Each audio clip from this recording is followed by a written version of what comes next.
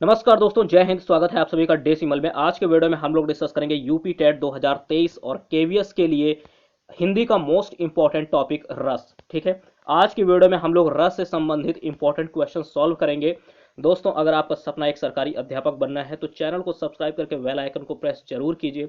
हमारे इस चैनल पर आपको सभी सब्जेक्ट की प्रिपरेशन करवाई जाएगी। तो चलिए शुरू करते हैं। आज का इंपॉर्टेंट टॉपिक है हिंदी में रस। ठीक है, आज हम लोग रस से संबंधित महत्वपूर्ण प्रश्न इस वीडियो में सॉल्व करेंगे, जो कि यूपी टेट 2023 के लिए काफी ज्यादा इंपॉर्टेंट है और रस से प्रश्न पूछे गए हैं। केवीएस के लिए भी आपके इंपॉर्टेंट है क्वेश्चन। तो पहला देखिएगा, यहां पर हिंदी काव्य रसों की कुल संख्या है। ठीक, पहला प्रश्न सॉल्व करेंगे। तो हिंदी काव्य रसों की कुल संख्या कितनी है? ऑप्शन ए है 10, बी है 9, सी है 8 और डी है 11। तो बताइएगा इस क्वेश्चन का राइट आंसर क्या होगा। फर्स्ट क्वेश्चन का राइट आंसर होगा, देखिएगा, बी ऑप्शन। ठीक है, हिंदी काव्य रसों की कुल संख्या कितनी है? 9 होती है। याद रखिएगा, हिंदी काव्य रसों में कुल संख्या कितनी है? 9 है। फर्स्ट का राइट आंसर बी ऑप्शन होगा। अगला क्वेश्चन देखेंगे कि स्थायी भावों की कुल संख्या कितनी है। सभी क्वेश्चन हम लोग 10 से 15 मिनट के अंदर कवर कर लेंगे। तो सेकंड नंबर क्वेश्चन है कि स्थायी भावों की कुल संख्या है कितनी है, बताइएगा। ऑप्शन ए है 10, बी है 12, सी है 11 और डी है 9। तो देखिए, सेकंड क्वेश्चन का राइट आंसर होगा डी ऑप्शन। स्थायी भावों की संख्या याद रखिएगा 9 होती है। स्थायी भावों की संख्या 9 होगी और हिंदी काव्य में जो रसों की कुल संख्या है वो भी आपको याद रखना है 9। ठीक, दोनों ही। और स्थायी भाव भी कितने होंगे? स्थायी भाव भी 9 ही होंगे। ठीक, तो दोनों चीजें 9 है। हिंदी काव्य में रसों की कुल संख्या 9 और स्थायी भाव भी 9। अगला क्वेश्चन थर्ड नंबर है कि रौद्र रस का स्थायी भाव है। बताना है आपको कि रौद्र रस का स्थायी भाव क्या होगा। ठीक, ये भी एक रस का प्रकार है। ठीक, तो ये जो 9 आपने यहाँ पर पीछे देखे कि 9 प्रकार के रस होते हैं हिंदी काव्य में, तो उनमें से एक ये प्रकार है रौद्र रस। इसका स्थायी भाव आपको बताना। ऑप्शन ए है भय, बी है शोक, सी है क्रोध और डी है विस्मय। तो देखिए, जो रौद्र है, ठीक है, इसका जो होगा स्थायी भाव, थर्ड का राइट आंसर सी होगा, रौद्र यानी क्रोध रस। ठीक है, इसका स्थायी भाव क्या होगा? क्रोध होगा। सी ऑप्शन इसका राइट आंसर। अगला क्वेश्चन फोर्थ नंबर है, किस रस को रस राज कहा जाता है? वेरी इंपॉर्टेंट, ये प्रश्न कई बार आ चुका है। आपको बताना है रस राज किस रस को कहा जाता है। ऑप्शन आपके सामने है हास्य रस, श्रृंगार रस, वीर रस या उपरोक्त में से कोई नहीं। तो भैया यहाँ पर जो सबसे जो कौन सा ऐसा रस है जिसे रस राज कहा जाता है, तो इस क्वेश्चन का राइट आंसर होगा श्रृंगार रस। श्रृंगार रस को रस राज भी कहा जाता है। बी ऑप्शन आपका राइट आंसर होगा। अगला क्वेश्चन फिफ्थ नंबर है कि उत्साह स्थायी भाव से किस रस की निष्पत्ति होती है? यानी किस रस में, किस रस का स्थायी भाव उत्साह होता है, बताइए, बताना है आपको इस क्वेश्चन में। ऑप्शन ए है वीर रस का, बी है भयानक का, सी है शांत का या डी है रौद्र का। अभी आपने रौद्र का पीछे पढ़ा है, क्रोध होता है। क्या होता है? क्रोध होता है। तो ये तो होगा नहीं, कट कर दिया। शांत रस का होगा नहीं। ठीक है, इस क्वेश्चन का राइट आंसर होगा, फिफ्थ का राइट आंसर ए ऑप्शन होगा। देखिएगा, जो स्थायी भाव है उत्साह, स्थायी भाव किस रस की निष्पत्ति है? तो वीर, वीर रस। ठीक है, ए ऑप्शन इसका राइट आंसर। अगला क्वेश्चन सिक्स नंबर होगा कि कवि बिहारी मुख्यतः किस रस के कवि हैं? कवि बिहारी मुख्यतः किस रस के कवि हैं? सभी क्वेश्चन इंपॉर्टेंट है। और अगर आपको ये वीडियो पसंद आती तो दोस्तों लाइक करके चैनल को सब्सक्राइब जरूर कीजिएगा। सभी सब्जेक्ट के आपको यहाँ पर प्रिपरेशन आपकी करवाई जाएगी, तैयारी करवाई जाएगी। ठीक, विश्वास कीजिए, आप लोगों को सभी सब्जेक्ट की तैयारी करवाई जाएगी। तो चैनल को सब्सक्राइब करके बेल आइकन को प्रेस जरूर कीजिए। ठीक, और जितना हो सके इस वीडियो को शेयर भी कीजिए।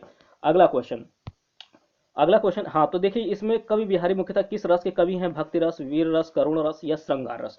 तो सिक्स का राइट आंसर नोट कीजिए, डी ऑप्शन होगा। क्या है कि जो कवि बिहारी हैं ये श्रृंगार रस के कवि हैं। किसके हैं? श्रृंगार रस के। D option right answer. अगला क्वेश्चन सेवंथ नंबर कि माधुर्य गुण का किस रस में प्रयोग होता है? माधुर्य गुण, वेरी इंपॉर्टेंट क्वेश्चन, माधुर्य गुण, और अच्छा भी क्वेश्चन है। देखिए, रौद्र रस, भयानक रस, श्रृंगार रस या शांत रस। तो माधुर्य गुण का जो प्रयोग है, याद रखिएगा, माधुर्य गुण का किस रस में प्रयोग होता है? सेवंथ का राइट आंसर आपका होगा श्रृंगार रस में। माधुर्य गुण का प्रयोग जो होता है ये श्रृंगार रस में होता है। ठीक, यानी सी ऑप्शन आपका राइट आंसर होगा। अगला क्वेश्चन है यहाँ पर वीर रस का स्थायी भाव क्या होगा? वीर रस का स्थायी भाव, ठीक है, देखिए क्वेश्चन आपसे घुमा करके पूछा जाएगा, क्वेश्चन घुमा करके। अभी एक क्वेश्चन था कि उत्साह नामक स्थायी भाव किस रस की निष्पत्ति है? तो आपने बताया कि उत्साह नामक स्थायी भाव वीर रस की निष्पत्ति है।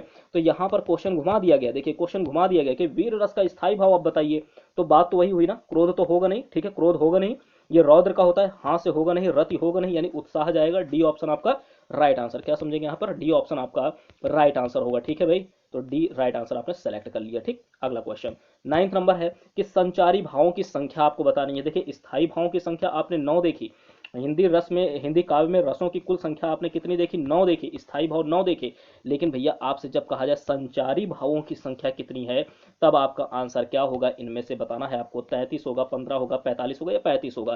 तो देखिए इस क्वेश्चन का राइट आंसर होगा, ये क्वेश्चन भी कई बार जो है एग्जाम में पूछा गया है, 9 नंबर का राइट आंसर ए ऑप्शन होगा 33। आपको 33, 3 2 बार 3, ये याद रखना, 2 बार 3, ठीक है।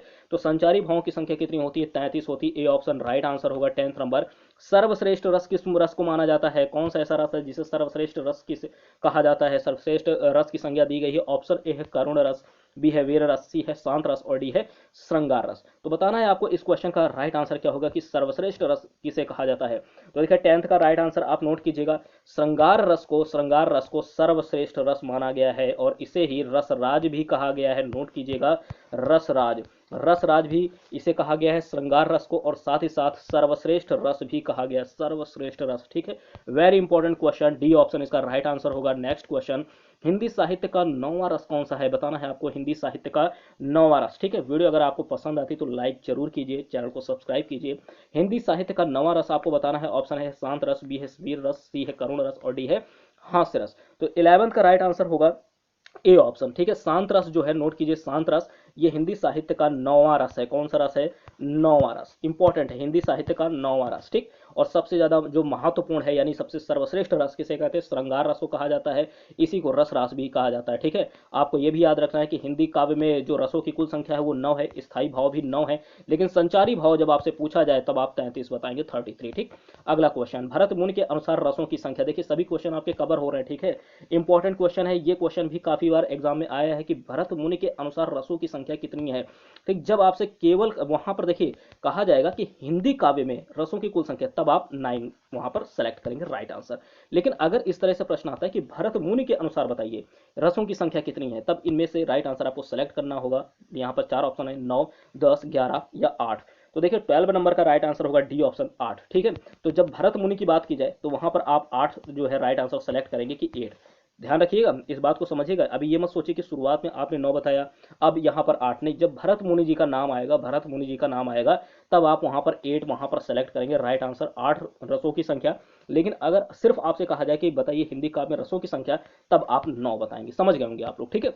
अगला देखिए 13 नंबर, 13 काफी इंपॉर्टेंट है। वाक्यम रसात्मकम काव्यम कहने वाले आचार्य हैं। वाक्यम रसात्मकम काव्यम कहने वाले आचार्य कौन है? ऑप्शन ए है विश्वनाथ, बी है राजशेखर, सी है भरत और सी है डी है मम्मट। तो 13 का राइट आंसर नोट कीजिए, ए ऑप्शन, ठीक, विश्वनाथ जी।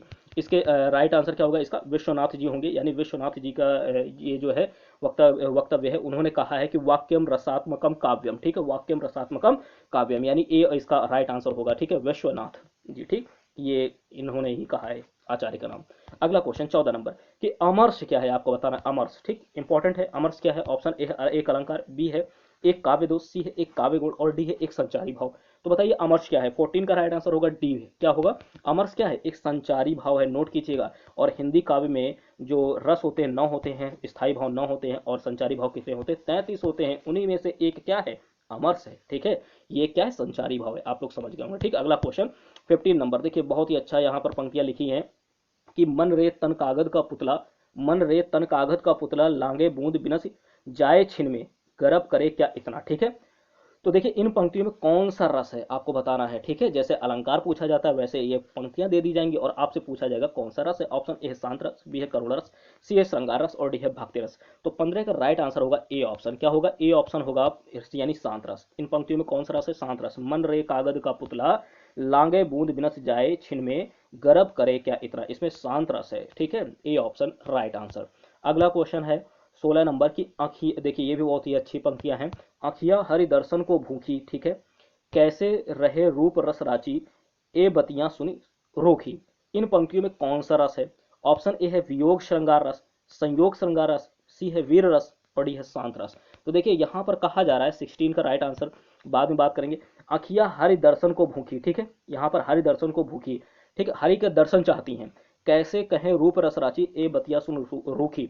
इनमें जो है संयोग श्रृंगार रस की बात की गई है, ठीक। बी ऑप्शन आपका राइट आंसर होगा, बी, ठीक, संयोग श्रृंगार रस। अगला क्वेश्चन, अगला है 17 नंबर, भरत मुनि के रस सूत्र में निम्न में से किसका उल्लेख नहीं है? भरत मुनि के रस सूत्र में निम्न में से किसका उल्लेख नहीं है? ये 4 ऑप्शन है। अनुभव का, शांत या व्यभिचारी भाव या स्थायी भाव। ठीक है, तो देखिए यहाँ पर इस क्वेश्चन का राइट आंसर होगा 17 का, नोट कीजिए डी ऑप्शन होगा स्थायी भाव। किसका? स्थायी भाव का जो है उल्लेख नहीं है भरत मुनि के रस सूत्रों में, यानी 17 का राइट आंसर आपका होगा डी ऑप्शन, डी ऑप्शन। ठीक है, 17 का राइट आंसर डी। तो भरत मुनि के रस सूत्र में स्थायी भाव का नोट कीजिएगा उल्लेख नहीं है। अगला 18 नंबर, 18 नंबर की जो भान मन में केवल अल्पकाल तक संचरण करके चले जाते हैं। ठीक है, जो भान मन में केवल अल्पकाल तक संचरण करके चले जाते उन्हें क्या कहा जाता है? ऑप्शन ए है अनुभाव, ठीक है, बी है विभाव, सी है संचारी भाव और डी है स्थायी भाव। 18 का राइट आंसर होगा सी ऑप्शन, संचारी भाव कहते हैं। क्या कहते हैं? संचारी भाव। ठीक, अगला क्वेश्चन, अगला क्वेश्चन है 19 नंबर कि एक और अजगरही लखी, एक और मृगराय, बिकट बटोही बीच ही, परयो मूर्छा खाए। ठीक, इस रस, इसमें ये पंक्तियों में कौन सा रस है आपको बताना है। ऑप्शन ए है करुण रस, बी है वीर रस, सी है रौद्र रस और डी है भयानक रस। तो देखिए 19 का राइट आंसर क्या होगा, यहाँ पर आपको फिर से पंक्तियां पढ़नी है, देखिए ध्यान से कि एक और अजगरही लख, ठीक, एक और मृगराय, बिकल बटोही बीच ही, परयो मूर्छा खाए, यानी इसमें भयानक रस की बात की गई। किसकी? भयानक रस। तो डी ऑप्शन आपका राइट आंसर होगा, डी। ठीक, अगला क्वेश्चन 19 नंबर, 19 है कि केशव कहीं ना जाय का कहिए, ठीक है, केशव कहीं ना जाय का कहिए, देखत तो रचना विचित्र अति समुझी मनि मन ही मन रही है। ठीक, तो इसमें आपको बताना है कौन सा रस है। ऑप्शन ए है अद्भुत रस, बी है शांत रस, सी है वीर रस और डी है करुण रस। तो देखिए 20 नंबर का राइट आंसर क्या होगा? 20 का राइट आंसर होगा ए ऑप्शन, अद्भुत रस। ठीक है, केशव कहीं ना जाय का कहिए, देखत तव रचना विचित्र अति समुझ मन ही मन रहिए। तो इसमें अद्भुत की बात, अद्भुत रस है। ठीक है, ए ऑप्शन राइट आंसर होगा।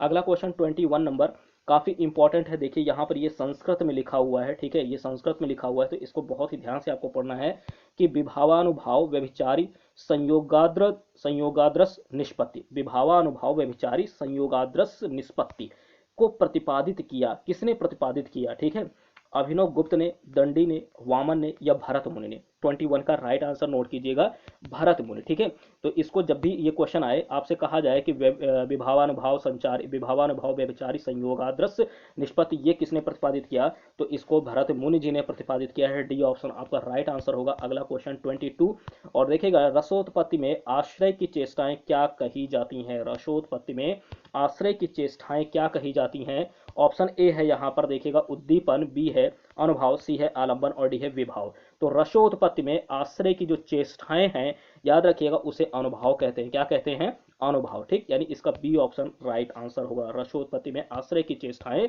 अनुभाव कहलाती हैं। ठीक, तो आपने बी ऑप्शन इसका राइट आंसर सेलेक्ट किया। ठीक, इस तरीके से यहाँ पर ये इस वीडियो का लास्ट क्वेश्चन है 22, यानी टोटल हम लोगों ने 22 एमसीक्यू इस वीडियो में सॉल्व किए। ठीक है, और इसमें से आपके कितने सही हुए हैं कमेंट बॉक्स में आप लोग कमेंट जरूर कीजिएगा कि 22 क्वेश्चन में कितने आपके सही हुए। सभी इंपॉर्टेंट क्वेश्चन इस वीडियो में लिए गए थे, सभी के सभी इंपॉर्टेंट क्वेश्चन लिए गए थे। ठीक है, और इस वीडियो में काफ़ी इंपॉर्टेंट जो है आपको नोट्स भी इसके मेंटेन करते रहिएगा, जैसे कि अभी स्टार्टिंग में था कि हिंदी काव्य में रसों की कुल संख्या, स्थायी भाव कितने होंगे, संचारी भाव कितने होंगे, सब। ठीक है, रस राज किसे कहा जाता है, सर्वश्रेष्ठ रस किसे कहते हैं, नौवां रस कौन सा था, शांत रस की आपको बताना है कि उसका क्या जो है संचारी भाव होगा या स्थायी भाव क्या होगा। तो इस तरीके के सभी जो है इंपॉर्टेंट क्वेश्चन थे। ठीक, और पंक्तियां जो यहाँ पर अच्छी अच्छी ली गई थी कि किस पंक्ति में कौन सा रस है, तो इस तरीके के क्वेश्चन अक्सर एग्जाम में पूछे जाते हैं और इसी तरीके के क्वेश्चन आपको तैयार करने हैं। ठीक है, तो हिंदी रस की ये एक वीडियो से आपका जो है काफ़ी क्वेश्चन कवर हो सकते हैं। इसके अलावा भी अभी और भी आपको वीडियोस प्रोवाइड की जाएंगी। ठीक है, हिंदी हो चाहे इंग्लिश हो, ठीक है, Hindi, English, CDP, maths, EVS, Sanskrit, सभी का सिलेबस आपका कवर करवाया जाएगा यूपी टेट 2023 के लिए, साथ ही केवीएस के लिए। बस आप लोग चैनल को सब्सक्राइब करके बेल आइकन को प्रेस जरूर कर लीजिए। ठीक है, अपना सपोर्ट इसी तरीके से बनाए रखिए, आप लोगों का सपोर्ट इंपॉर्टेंट है। ठीक है, तो इसी तरीके से सपोर्ट बनाए रखिए, चैनल को सब्सक्राइब करके बेल आइकन को प्रेस कर लीजिए। मिलते हैं आपसे नेक्स्ट वीडियो में। Thank you.